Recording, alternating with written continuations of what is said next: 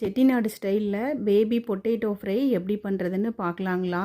இது தயிர் சாதம், ரச சாதம் எல்லாத்துக்கும் சூப்பராக இருக்குங்க. அடுப்பை பற்ற வச்சு ஒரு பேன் வச்சுட்டு ஒரு 1/2 ஸ்பூன் மிளகு, 2 ஸ்பூன் உளுந்து, 4 வரமிளகா இதை போட்டு நல்லா வறுத்துட்டு, அதுக்கப்புறம் 1/2 ஸ்பூன் சோம்பு அதையும் போட்டு நல்லா பொன்னிறமாக வறுத்து எடுத்துட்டு நம்ம ஒரு மிக்சி ஜாரில் போட்டு ஒரு கொரப்பாக பவுடர் மாதிரி அரைச்சி எடுத்து வச்சுக்கலாம். இப்போ அதே பேனில் எண்ணெய் ஊற்றிட்டு கொஞ்சம் கடுகு, கொஞ்சம் உளுந்து, கொஞ்சம் கடலைப்பருப்பு இது 3 போட்டுட்டு இது பொரிஞ்சதுக்கப்புறம் கொஞ்சம் கருவேப்பிலை சேர்த்துக்கலாம்.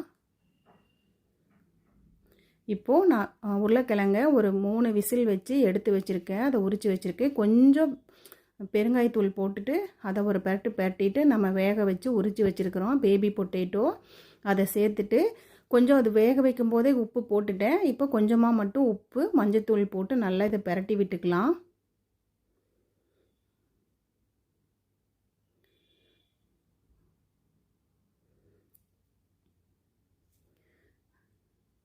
இப்போ நல்லா பரட்டி விட்டுட்டு நம்ம அரைச்சி வச்சுருக்கிறோம் இல்லைங்களா, அந்த பவுடரை இதில் சேர்த்துக்கலாம். இதில் சேர்த்தி விட்டுட்டு நல்லா இவங்களை பரட்டி விட்டுட்டு ஒரு 5 நிமிஷம் ஒரு மூடி போட்டு எடுத்தோம்னா சூப்பரான செட்டிநாடு ஸ்டைலில் பேபி பொட்டேட்டோ ஃப்ரை சூப்பராக பாருங்கள் எப்படி வெந்திருக்குன்னு பாருங்கள். அந்த மசாலாலாம் சூப்பராக இறங்கி இருந்ததுங்க. டேஸ்ட்டு சூப்பராக இருந்தது. இந்த மாதிரி நீங்களும் செஞ்சு பாருங்கள். செஞ்சு பார்த்துட்டு எப்படி இருந்துச்சுன்னு எனக்கு கமெண்ட்டில் சொல்லுங்கள்.